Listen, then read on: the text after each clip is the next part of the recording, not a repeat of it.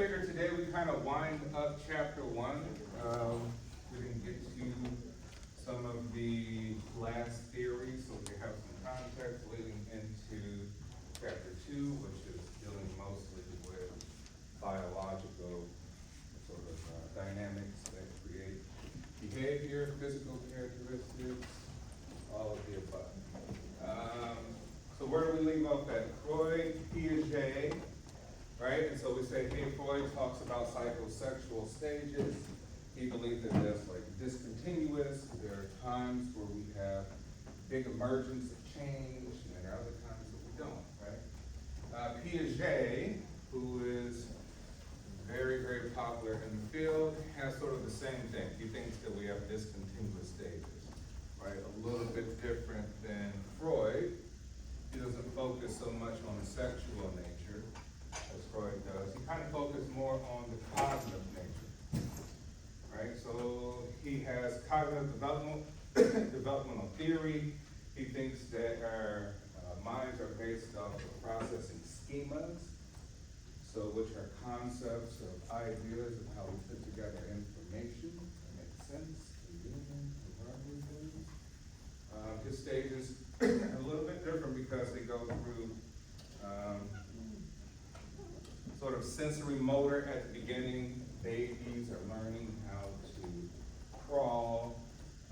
They begin to learn how to walk. These pick this up by sort of instruction from parents, observation, other sort of environmental factors.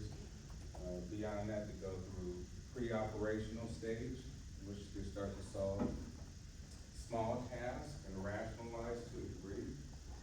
Beyond that, say from like ages 6 to 11, you have sort of operational stage.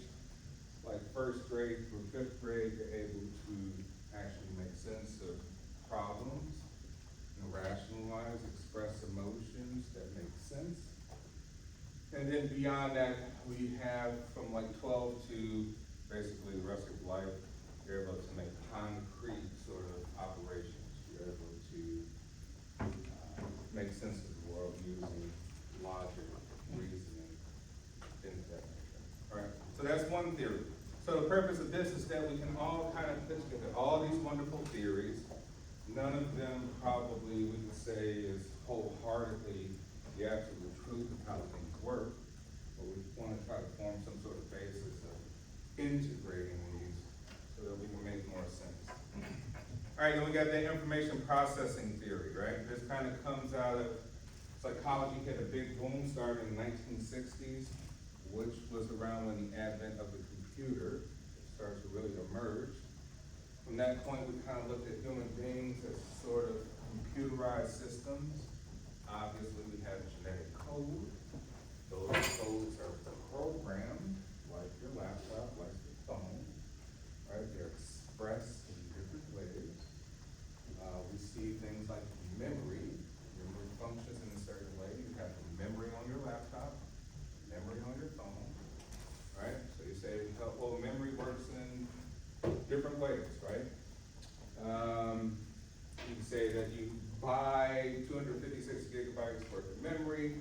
Well, what does that mean? That means it's really short-term use, right? Short-term use. You don't have to deep dive through that information. Just quickly get your tabs up. It's going to memorize all the tabs you had of the recent files, things that you recently used. And they believe that's how the mind works. So your short-term memory is like things that you need to know immediately. It takes a little bit more effort when it comes to long-term memory. So you can relate that to your hard drive. You say there's a distinct difference between your hard drive and your memory on your laptop and your phone, right? So a hard drive would be long-term permanent storage. You have to actually go search for it and look for files and folders and things like that, right? They're permanently, but it takes a little bit more effort. So, this theory says that the human mind is kind of the same way, right? Long-term memory is permanent. It lasts for all time, but it may require a little bit more mental energy, mental effort to retrieve the memory, right? Or what we would call recall. Okay, all right, and so next we had contextual theories. So Vygotsky was a Russian scholar, and he more focused on the socio-cultural aspect, right? Remember when we're talking about Piaget is more so concerned with like that immediate socialization. Meaning mom and dad socialize you into how well you will perform tasks, how well you will rationalize and reason, how well you will balance your emotions, right?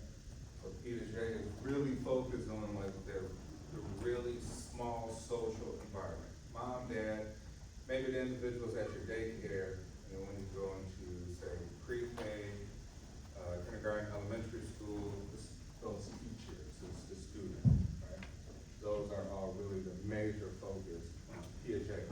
Vygotsky is a little bit different. He says sociocultural. His theory is about really how culture is transmitted from one generation to the next, as some form of survival for you, right? So we all have our particular cultures. They're probably a little bit mixed, right? We have maybe some diverse cultures. Some of them may be more dominant than the other. But we say, hey, your culture is the food you eat. Okay, the food you eat will influence you. Hey, how do you dress? Right? You dress according to some sort of cultural transmission, right? Transmitted from one generation to the next. Hey, what are your values? Whose values are they? What are mom and dad's? Because that's mom and dad's culture. Right? They told me to believe in this. This is the church we go to. This is the ideology we have. This is how we dress. This is how we speak. This is what's important in my culture, right? You're a member of the culture. And that reinforces your behavior, right? So in that theory, culture seems to be the most dominant influence.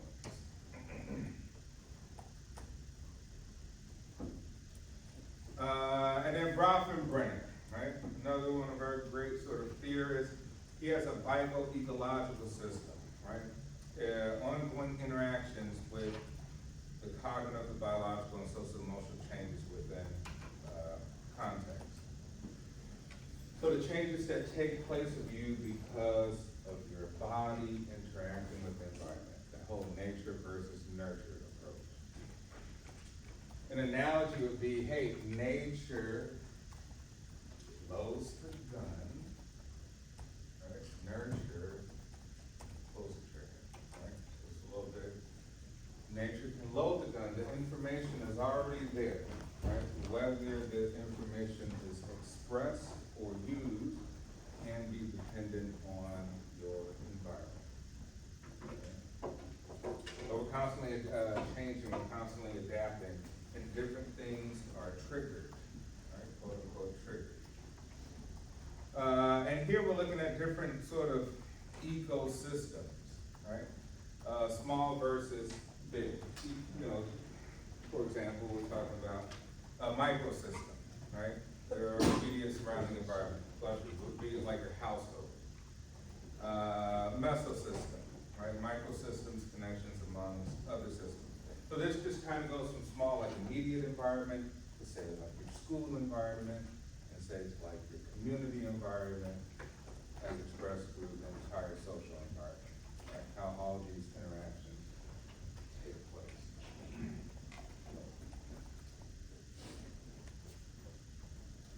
And then as we go into chapter 2, we're going to talk about a little bit of the ethology, right? Ethology is basically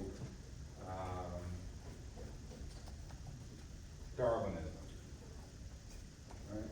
So we say, hey, we develop in order to adapt and change so that we can survive, thrive, and replicate, right? So we come out of evolutionary development. We have things in us for a reason that has a purpose in order to allow us to survive in whatever environment we're born in, thrive, grow, develop, and ultimately mate, right? Find the right mate so that that creation also has the best chance to survive, thrive, and mate. Right, so you think about that, well, you're like, well, I pick my own mate, right? right? I choose who I like. And someone may say like, well, you're dating such and such, you don't usually date people who look like that or something, personality. I'm like, well, what's happening? How could that be for people? Well, we have so many invisible forces going on, the things we're not aware of, right? We have these raging hormones. We have things like pheromones. What are pheromones? What are pheromones?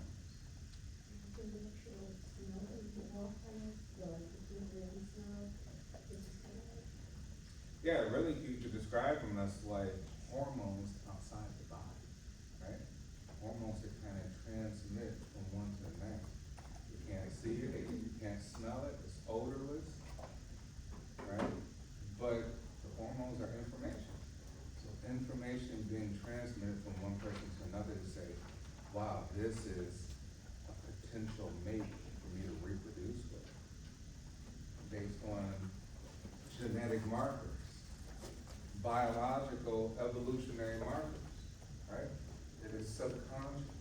You don't need to be thinking that hard about it, right? But on the flip side, you're like, oh no, I got a particular type and it's this type and this. You're like, okay, well, that's cognitive. You put my thought and effort into it, right? But usually how it works is you will typically align with someone that, there's gonna be something enduring or long lasting. It's usually with someone where you have good biological markers to reproduce a healthy child, right? And usually think that's not necessarily in a relationship sense, does it work? You're like, well, that's biology, but your personalities may be completely different. You may hate each other, but you're good parents. You'll be good potential parents, right? But it's not like your desire that I want the most beautiful, attractive person. It doesn't really necessarily work that way, right? Because nature didn't design it for all of this thinking. Right? It designed things to kind of happen naturally, automatically, right? On a subconscious level. So something to think about, right? We're going to talk about the ethology. So this is study of evolutionary bases, right? Things that we are involved with in order to program us. So as we move into the next chapter, looking at more biology, right? Prenatal development, how cells work. We're going to do a lot of focus on twins, right? Because the studies of twins is really relevant to our field because if we can see that twins have different behaviors, now we have some good research material to try to figure out why, right? Why would twins be different? What are the features, components that are going on that makes twins different? So we have to kind of put our caps on and thinking of, hey, we are an organism with code, like a computer, that is programmed, that is influenced by many factors, right? The organization of the code, which creates new programs, new instructions, right? So this code in these programs has instructions to tell things to do inside of our body, right? How to metabolize, how to break down things in our body, right? If there are issues within this code and this program, we will have problems. We will have syndromes, a complex set of issues. We'll have diseases, right? These things can happen prenatal, inborn, right? Depending on what's going on with mom and dad, their own genetic makeup, or they can change as we develop and grow, right? And you say, well, what would change that? Once again, the forces of nature. 15 pounds per square inch of force is exerted on your body right now, right? That's atmospheric pressure. You have a 15-pound weight pushing against your skin at all times, right? At sea level. You're like, well, I can't really feel it. Of course not, because you have other forces inside that are pushing outward, right? So it balances. That's why you can't feel it. You have forces of gravity, right? Gravity's not really a force, but let's say the concept of gravity. This is influencing spatial orientation in your mind, how you know how to balance yourself and walk, how you know how to navigate yourself. So you have to think like, wow, this is pretty complex stuff. This is phenomenal that all these things are going on.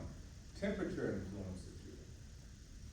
Temperature influences things prenatal and born, right? Crocodiles can have female or male babies depending on the temperature in which the eggs are incubated. So it's incubated at a certain temperature, 100% of the time it'll be the female.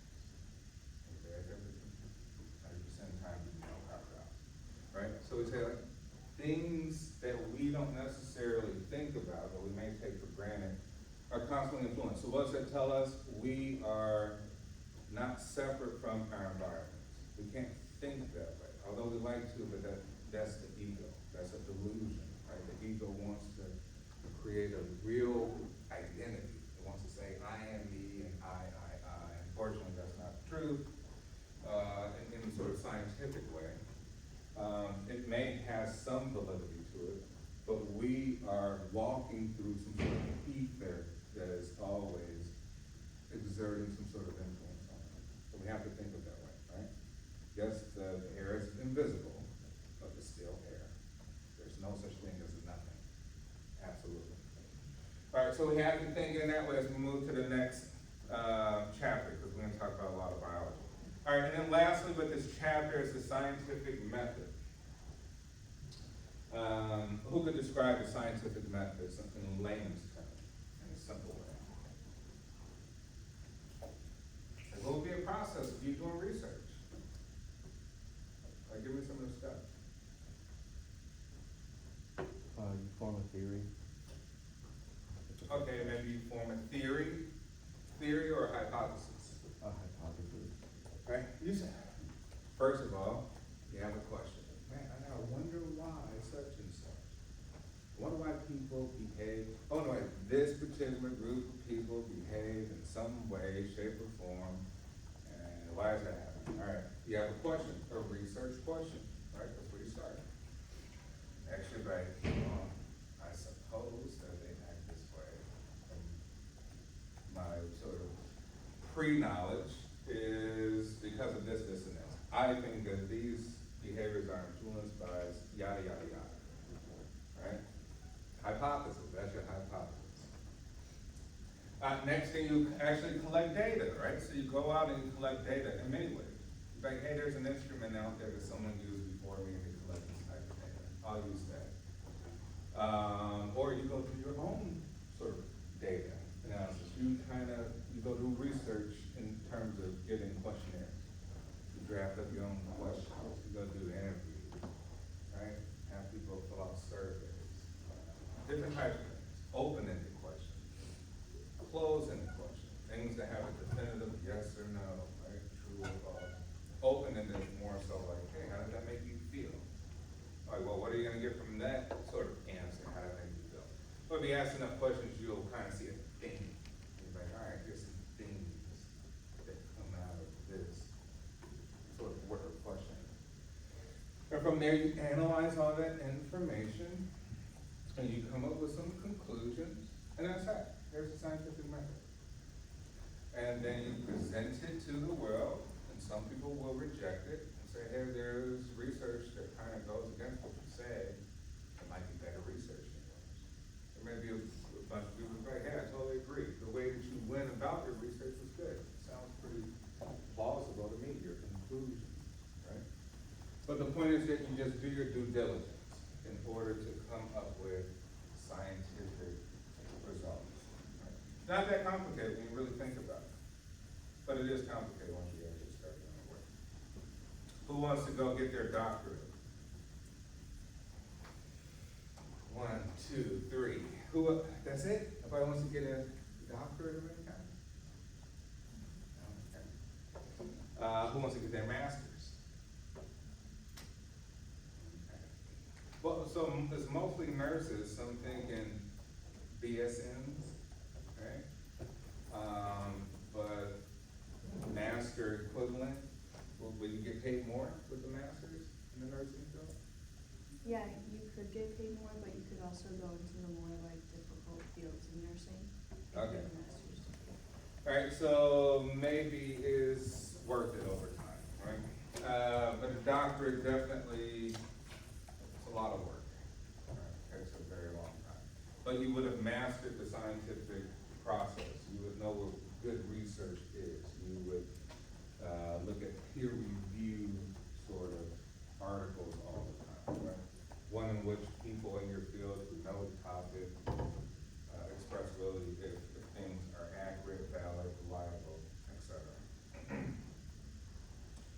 don't need to go through all the different things of measures. Okay, let's look at, and some physiological measures, right? This is gonna be important to us. Source of information, so for those who going into the nursing field, which is quite a bit, you're gonna come up with things like electroencephalography, right? EEG, which measure electrical activity patterns produced by the brain via electrodes placed on the cap. So EEGs, you're looking at electrical information and activity in the brain. Limitations, you're not looking at the actual structures of the brain, right? You're not looking inside the brain.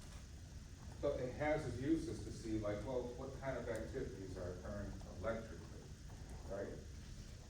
And then you have CT scans. So it compiles multiple X-ray images to create a 3D picture of a person's brain, providing images of brain structures, bone, brain vasculature, and tissue. Right, so you get an image with a CT scan. Limitations, you may not see the activity as we saw with the EEG, the electrical activity, right? So limitations there, but it has its own purpose. Maybe you just need to see, are there any deformities inside a child's brain, or an adult's brain? Is there anything happening with the structure, the bones, right? All the structure. Whereas with the EEG, you're looking and say, all right, measured against others for this particular age group and other factors, this amount of electrical activity seems pretty normal, right? Seems pretty healthy. PET scans, positron emission tomography, injecting a small dose of radioactive material into the participant's bloodstream to monitor the flow of blood, right? And we would want to know that because blood is important in order for us to get information to the neurons, right? Have to have constant movement, good movement there.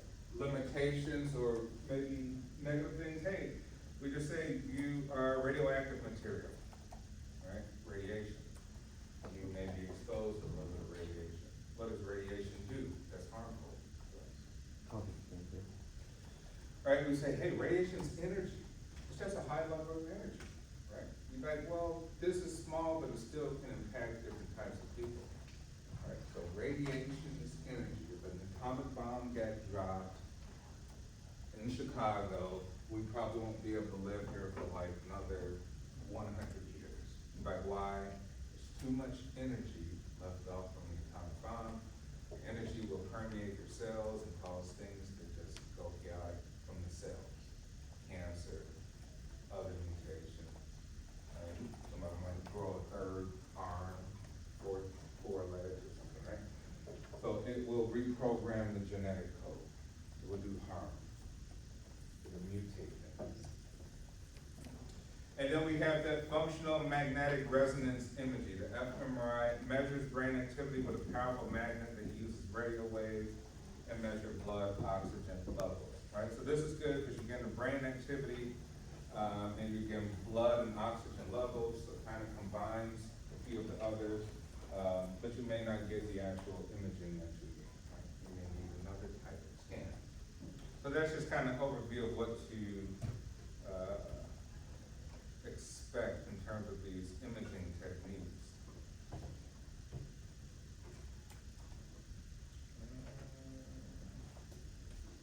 Okay, I think we have to go through these. All right, and research designs, right? So you want to design your research, you kind of have to go along with some of the scripts that we have, such as a case study. A case study is in-depth examination of a single unit. We're talking, you are focusing on one particular thing. It could be a case study of an individual. You're going to gather many sources of information. And you have a hypothesis for large-scale research. Correlational research, right? When we think of correlation, all we're looking at is relationships against one variable versus the next. Do things relate to one another? Does X relate to Y? Right? Do they influence one another?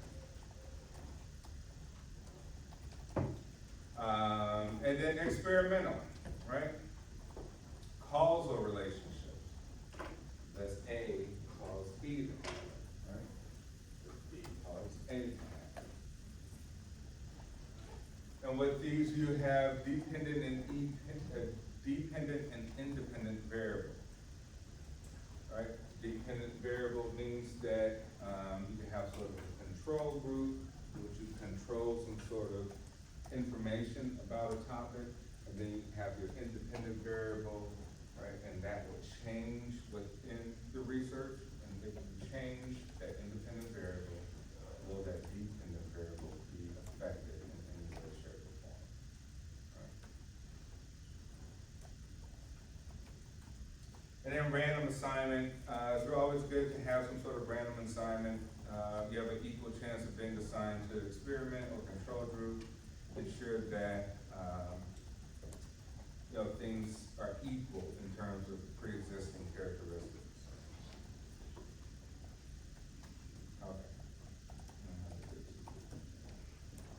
Okay, so moving along to chapter 2. Any questions? Did anyone start reading chapter 2? No one read chapter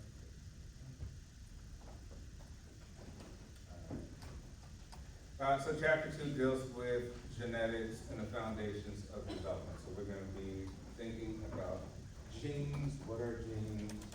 How do they create our sex, right? How we choose to be either biologically male or biologically female. And there be variations with even that. What are chromosomes, right? Alleles, all sorts of things. All right, so it starts with our parents. We're born with the blueprint from our parents, right? Mom and dad are going to give us their information, their code, their programs, but it can be divided. So we would have to see what are we going to get from each one. Those are based on a host of factors, and we'll learn more about that. All right, we got chromosome, 23 matching pairs of rod-shaped structures within the nucleus of the cell. Let's see if I have a picture of some chromosome.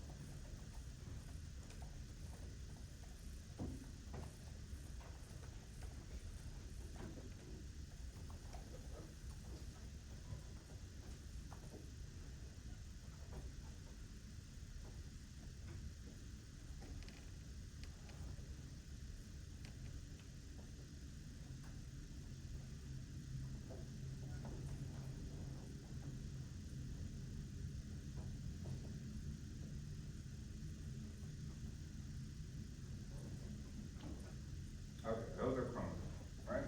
There are 23 of them, right? And those are within the nucleus of your cell. The cell is the basic unit of life that's going to hold most of the information to keep you living, right? To keep you adapting, to keep you evolving, to keep you thriving. It's going to transfer things over. It's going to make movement of blood, proteins for us to build all sorts of features, bones, tissue, organs, right? So we think of that cellular structure is the basic unit of all life, all organisms everywhere, right? Not just humans. So we got 23 pairs of chromosomes, right? And we would say, well, you know what? Mom and dad are kind of split in between the two. So information is split. But what we get depends on a lot of